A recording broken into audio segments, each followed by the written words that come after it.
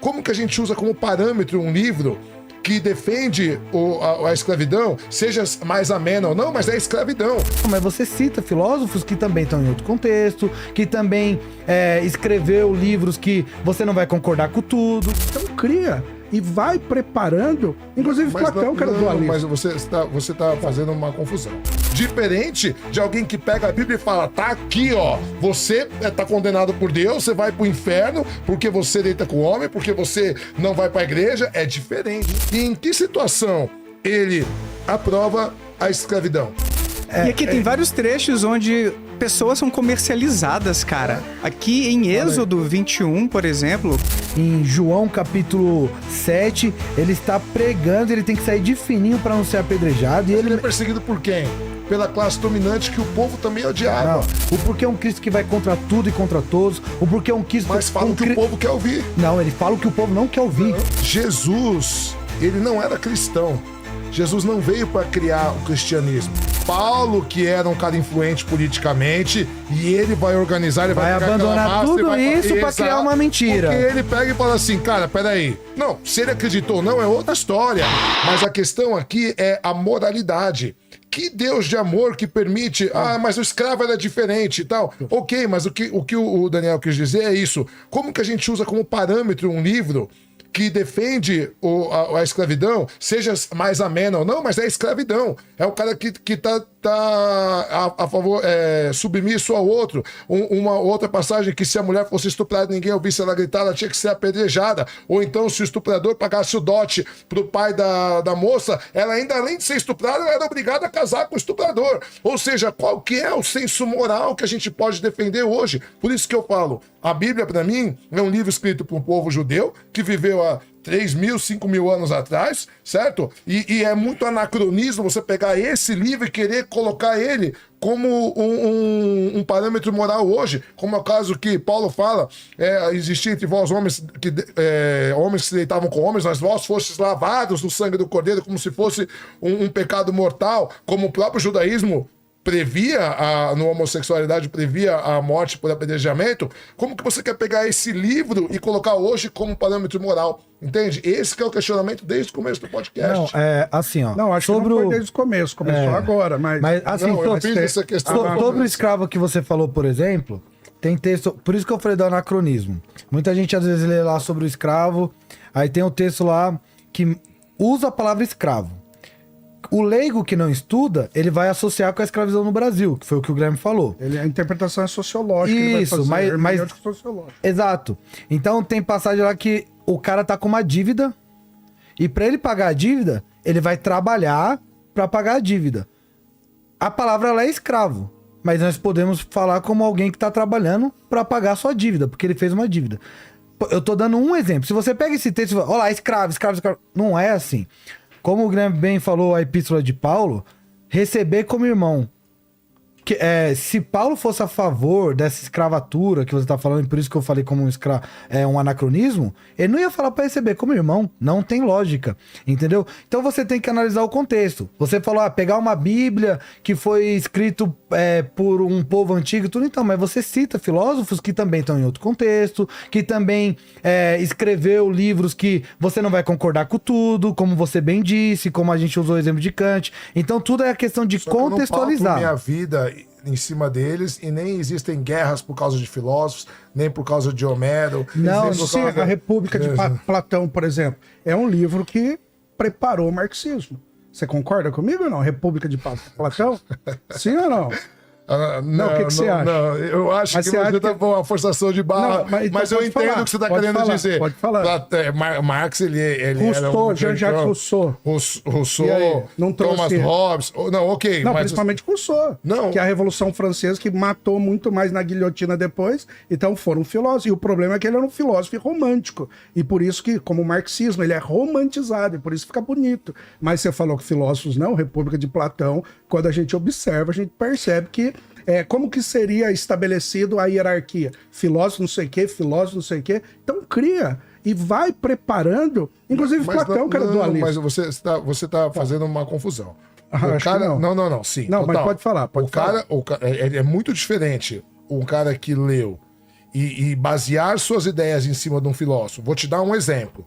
Muita gente diz que Nietzsche era nazista, mas Nietzsche morre em 25 de agosto de 1900. O nazismo vai aparecer na Segunda Guerra Mundial em 1944, ou seja, quase 45 anos depois da morte dele, certo? Só que ele tinha um conceito do Übermensch, que em português é traduzido por além do homem. Super-homem, né? A tradução literal seria além do homem, é traduzido por super-homem. E aí, o nazista, né? Hitler e os nazistas, inclusive Nietzsche, ele era contra o alemão comum, ele não era nada nacionalista. Então, e aí os ultranacionalistas nazistas se apropriam de uma ideia do filósofo, distorcem ela e usam como uma ideia para... E aí você não pode dizer que o nazismo existiu por causa de Nietzsche. Não, nem é o que eu disse. Não, sim, mas você disse que existiram guerras por causa da República, por causa de Rousseau. Casos concretos. São pessoas que leram alguns filósofos e dentro dessas ideias usaram para fazer suas atrocidades. Diferente de alguém que pega a Bíblia e fala, tá aqui, ó, você tá condenado por Deus, você vai pro inferno porque você deita com o homem, porque você não vai pra igreja. É diferente. Não. A Bíblia ela é ipsis literis. Eu concordo, eu concordo com o que você falou de Nietzsche. Inclusive, em sala de seminário eu já fui excomungado por muitos por conta disso. Mas eu concordo. Você tá certo que você falou de Nietzsche. Se você contextualizou Nietzsche... É pleonasmo falar que eu tô certo. Não. Lógico que não. Mas... Olha o chileno! Cara, se você contextualizou Nietzsche, se você observou Nietzsche... Descobrimos quem é o Deus dele. Então, eu não falei isso.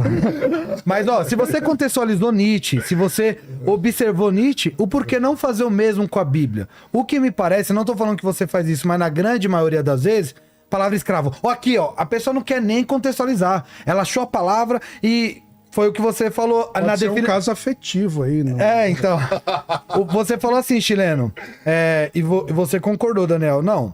Tem essa questão, o ateu, ele não tá criando dogmas, ele apenas não vê evidências para não acreditar.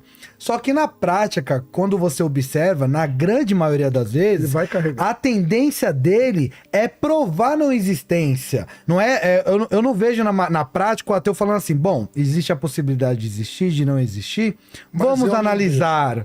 Vamos analisar. Não, na maioria das vezes o ateu ele faz chacota, entendeu? É algo natural.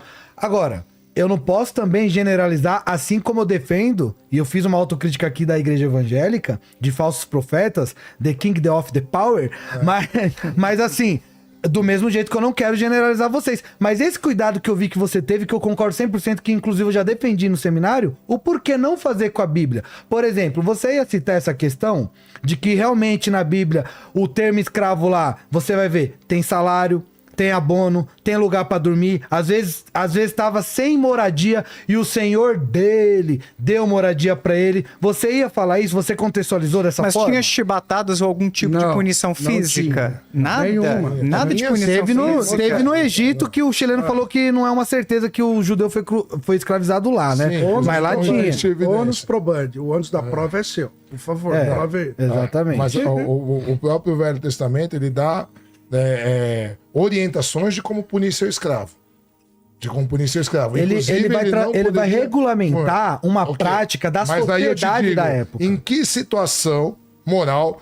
Então vamos assumir que o Deus cristão, porque a gente pode falar do Deus de Spinoza, que é um Deus imanente, uma energia, a gente pode falar do budismo que acredita no karma e é uma religião ateia, não é uma filosofia ateia, né? Porque elas não acreditam num Deus, acreditam no karma, né? Então, assim, supondo que o Deus cristão seja o único Deus verdadeiro e tal, em que situação, sendo que Deus é eterno, Deus é atemporal, segundo vocês, e Deus não muda, né? Porque ele é perfeito. Então aí a gente na Bíblia já tem várias incoerências, porque se ele não muda e ele é perfeito, ele criou uma criação sabendo que ia ser imperfeita, porque ele é onisciente. Depois ele diz, antes do dilúvio, que Deus lamentou ter criado um homem, se arrependeu de ter criado um homem, né? Deus lamentou. E em que situação ele aprova a escravidão?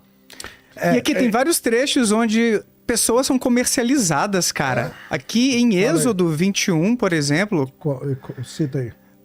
se você comprar um escravo israelita, só para dar um exemplo, mais embaixo, se um homem vender a sua filha para ser escrava, então estão comercializando pessoas. Isso. Aí, olha, Em que situação Dá uma é moral? bugada, você acha várias coisas beleza, horríveis. Você está citando o Êxodo 21. Permita contextualizar. Primeiro ele vem a lei moral, Êxodo 20, né, que fala da lei moral. E depois vem a lei civil. O Estado e a igreja era o mesmo, né? Diferente do Estado laico hoje. E aí... O Estado teocrático, o Estado judeu. É Estado teocrático. E aí ele está regulamentando aquilo que é a queda. Então, se Deus não regulamentasse, quando nós vemos povos que ali também existiam ou coexistiam, nós vemos o quanto eles judiavam ou matavam escravos. Então, a sociedade, é igual, citando como ilustração, Salomão teve 1000 mulheres. Cara... Salomão é maluco, uma só já é difícil, né? Pô, eu concordo. Corajoso. E milionário, né? Porque ele era muito rico por causa disso. Aí qual é a narrativa? Tá falando da narrativa. Mas quando a Bíblia vai regulamentar, ele diz, no começo não era assim. Deus criou homem e mulher. Então, assim, ali Deus não está provando. Mas, por exemplo, tem textos na Bíblia que são descritivos e prescritivos. Prescrevendo, Deus fala, escravize um homem. Descritivo o homem está escravo. Mas por que não o mandamento não escravizarás? Como, por exemplo, não furtarás. Não escravizarás. Sim. Um Deus bom você acha ordenaria isso. Tá bom, mas e o homem naquele contexto faria simplesmente pelo fato? Você acha Os 10 mandamentos não eram cumpridos. Os 10 mandamentos que você está falando, o porquê não o mandamento, não seria... não resolver o problema, porque assim, na minha compreensão, os 10 mandamentos, não sei qual vai ser a compreensão do Guilherme, né? Eu não sei a de vocês porque eu tô falando de cristianismo, né? Mas os 10 mandamentos eles servem para humilhar o homem, para colocar o homem no seu lugar. Ó, vocês não conseguiram seguir 10 mandamentos simples. Aí não eram só 10, né? 10 eram os primeiros, eram mais de 600. Exatamente. Eu falo, mas quando separamos em 3, né? Isso. Mas a questão é, o Guilherme falou bem. A questão de como você tá lendo a Bíblia. É por isso que quando você faz aquela piadinha lá, quando você entende a Bíblia, você se torna ateu, você tem os seus pressupostos. Por exemplo, eu acredito que eu entendi a Bíblia e eu era um ateu. E aí eu entendi, eu me tornei um cristão. Então, se você olhar pra Bíblia falando assim... Quando você lê de novo e entender de verdade, você volta a ser ateu. Quantas vezes você já leu a Bíblia? 6. 6? Pelo Leu menos. mais do que eu. Estudo há 38 anos, estudei desde 5 anos. Leu mais do que eu. Eu estudo até hoje. Eu li duas. Mas eu tô ganhando e não me tornei ateu. Então tá bom. Você é ateu disfarçado. Então tá bom. Mas eu tenho 20 anos de idade, né? Dá um crédito. Mas não parece? Então tá bom. Mas ó, a questão é o seguinte. Quando você lê a Bíblia, como o que o Daniel citou aqui, tá escrito assim, e Deus mandou, e Deus ordenou. Você tem que entender que ali tem um contexto e tem uma sociedade, como você bem falou, totalmente diferente da de hoje. Por isso que o Novo Testamento, nós temos que ler... O Velho Testamento é apenas a sombra. Por isso que a nossa Bíblia protestante não tem só o Velho Testamento. Entendeu? E o próprio Jesus foi contra os fariseus e os saduceus, que eram signatários apenas do Velho Testamento. Tem essa questão, Posso citar entendeu? um exemplo que nós estávamos conversando num outro debate? Tá falando do canal rival aqui, ó. Mas não citei o canal. Fizemos outro debate, foi comendo pizza. E aí o chileno falou, né, da questão do porte de arma, que ele é contra o porte de arma no sentido geral, devido à cultura e coisa e tal.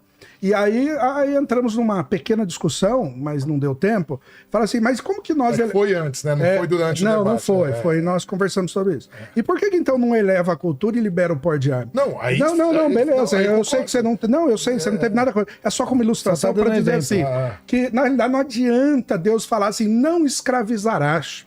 Mas assim, Deus, por exemplo, ele vai elevar a cultura e os conceitos, de alguma forma subvertendo a questão moral que a pessoa automaticamente... Isso é a prova, e o cristianismo fez isso. Por exemplo, o fim da escravatura foi justamente porque cristãos operaram, Mas trabalharam... Por quê? Sociologicamente. Porque o que acontece? A ideologia, embora os romanos que dominassem, né, na época, no primeiro século, a ideologia que permanecia era a ideologia grega. Né? Porque os romanos. Porque os romanos, na verdade, copiaram toda a ideologia, até os deuses só mudaram o nome, né? Exato. Até as histórias Eles são iguais. Com preguiça, o negócio deles era belicoso, né? O catolicismo também, mas deixa pra lá. Ok. Então o que acontece? na ideologia grega, e aí eu vou falar dos estoicos, que era porque existiam várias linhas dentro da ideologia grega, mas estoa do grego quer dizer pórtico ou portão. Então o estoicismo é a ideologia, a filosofia que nasce do povo. Então era mais difundida, certo? E aí, dentro do estoicismo, o que acontece? O que os gregos acreditavam? Que se você achasse o seu estado, seu lugar no cosmos, que a história chamava de eudaimonia, então eu fixo eu do grego quer dizer bom, da onde vem evangelho, que caiu o, né? Evangelho seria boas notícias, e daimon é espírito, da onde vem essa palavra demônio, então um bom espírito. Se você alcançasse a eudaimonia, achasse o seu lugar no cosmos, você seria ético e você saberia o seu lugar no universo. Por isso que Sócrates dizia, conhece-te a ti mesmo, certo? E aí você só seria feliz e só seria ético se você alcançasse o estado de eudaimonia. Achou seu lugar no cosmos. E aí o que você ganhava com isso? Sua matéria permanecia. Você ia virar grama, você ia virar saco de boi, você ia virar chifre. E aí você fala assim, porra, puta promessa chata do cara. Recompensa muito boa, né? Por que é chata? Porque a gente já conhece o final. Porque depois aparece Jesus, e aí o que acontece? Como tinha lugar no cosmos, era muito legal se você fosse aristocrata, se você fosse governante, se você fosse filósofo, né? Agora, se você fosse escravo, irmão, teu lugar no cosmos é ser escravo. O que você pode fazer? Ser o melhor escravo possível. Se o outro leva 2 sacos de semente, você leva 3, entende? Se você é escravo sexual, problema seu, você tem que achar seu lugar no cosmos, então vai lá, entende? Então era uma coisa assim, era muito legal para quem tava no comando, mas para quem tava nas classes baixas, era muito ruim. Era uma maneira uma ideologia de dominação ideológica, certo? Beleza. Quando chega o cristianismo, qual a grande revolução do cristianismo e por que ele varre a história da humanidade até o ponto de Constantino ter que cristianizar o império para não perder o império? Porque o cristianismo ele traz uma novidade. Jesus diz assim, não existe essa de lugar no cosmos. Todos somos iguais perante Deus. Aliás, mais do que isso, todos somos filhos de Deus, certo? E você quando você não vai virar grama nem nada, você pode, quando você morrer, você pode reencontrar inclusive as pessoas que você ama. Sabe o seu filho que você perdeu? Você pode reencontrar ele, certo? E aí o que acontece? O cara fala assim, porra, então se não tem lugar no cosmos, se eu sou filho de Deus, somos todos iguais, pra que eu vou ficar me matando aqui como escravo? Por que eu vou ficar me ferrando aqui nas classes baixas? E aí o cristianismo se difunde primeiro nas classes baixas. Ele se difunde exatamente por causa disso. E aí quem vai falar sobre isso é uma psicóloga dos anos 70 na Inglaterra, chamada Elizabeth Neumann, que ela chama de espiral do silêncio, né? Quando você tem uma maioria falando de um assunto, quem é contra tende a se calar e com o tempo ele começa a professar a mesma coisa que a maioria. Por quê? Porque Durkheim, que é um sociólogo do século XIX, ele vai dizer, todo discurso é um discurso de aceitação social. Então uma necessidade sociológica e psicológica do ser humano de ser aceito dentro de um grupo. E aí, quando o cristianismo começa a se espalhar, inclusive as classes mais altas dizem assim, cara, ferrou. E aí eles começaram a perseguir. O imperador Cláudio, ele manda matar os cristãos. E aí o professor Karnal tem uma frase que ele chama de efeito chantilly nas religiões. Quanto mais você bate, mais ela cresce. E aí, quanto mais perseguiam os cristãos, os caras falavam, por que estão perseguindo esses caras? Né? E aí mais eles se difundiam. Então chega uma hora que as classes mais altas dizem assim, cara, é melhor a gente melhor com eles do que se não pode com eles, junte-se a eles, né? E aí Constantino, ele cristianiza o império, mas ele foi o imperador, o cristão mais ateu, mais pagão que existiu, né? Porque ele pega um monte de festividade pagãs para poder alegrar o povo e ele cristianiza. O próprio panteão que você falou. De Deus, exatamente. E ele transforma em festividades cristãs. Sim. Então, por isso que o cristianismo se difundiu. Porque ele é uma ideologia muito melhor que a ideologia grega. Mas posso grega. fazer uma pergunta? Lembra que eu falei que o evangelho não é uma boa proposta, uma boa notícia? Sobre o Jesus, eu queria ouvir de vocês isso, sobre a questão do Jesus da Bíblia. Você falou do Jesus histórico, o Jesus da Bíblia ali, dos evangelhos, vocês acreditam naquela história? Vocês acreditam naquela narrativa? Responde que vocês vão entender onde eu quero chegar. Não, eu acredito que existiu um Jesus, mas algumas coisas podem ser verdade, que ele falou, mas não que ele fez milagre, não que ele andou sobre as águas, não, que é filho de Deus, eu não acredito. O porquê eu tô perguntando isso? E aí, curiosidade mesmo, Daniel Chileno. Porque assim, O que você falou é uma lógica muito interessante, cara. É um bom marketing. É um bom marketing. Eu estudei marketing, os 4 P's do marketing tá ali. Praça, propaganda, produto. Mas assim, ó. A questão é, o Jesus da narrativa bíblica, ele é um Jesus que sofre, que é perseguido, que às vezes está lá em João capítulo 7, ele está pregando, ele tem que sair de fininho para não ser apedrejado. E Ele é perseguido por quem? Pela classe dominante que o povo também odiava. Não, Os dominante fariseus e os entre saduceus, eles estavam em conluio com os romanos para não perder as mordomias deles. Entende? Então o povo sofria, o povo passava fome, por isso que eles esperavam o Messias, e o Messias para ele, por que os judeus não acreditam em Jesus? Porque o Messias político, para ele era um Messias armado. Sim, porque como poderoso. o governo judeu ele era teocrático, e para quem não sabe, um governo teocrático é um governo regido por Deus, né? Ou seja, a religião que regia a política. Então eles serem dominados pelos romanos era uma ofensa contra o Deus deles. Né? Quer dizer que os deuses romanos eles eram mais fortes que o Deus deles. Então eles esperavam um Messias guerreiro que fosse se levantar com armas contra o Império Romano e libertar eles do jugo romano. Por isso que os judeus Mas não essa é a acreditam em questão. Jesus. Essa é a questão. O porquê eles não se assentaram numa mesa como essa e na hora de elaborar o plano da mentira, eles não foram de acordo com a massa, de acordo com a vontade, com a questão de oferta e demanda. O porquê é um Cristo que vai contra tudo e contra todos. O porquê é um Cristo... Mas falam que o povo quer ouvir. Não, ele fala o que o povo não quer ouvir. Não, João capítulo 6. A multidão tá seguindo Cristo. E aí a multidão fala assim, ele multiplicou o pão, o peixe, vou virar socialista, vou trabalhar pra quê? Agora eu vou ter tudo de graça. Aí, o que... eu tô brincando aqui, só cutucando. Mas deixa que eu compro a briga, fica de boa. Aí, é eu que tô falando, eu assumo. Eu bato no peito. Aí o que acontece? A multidão vai questionar Jesus.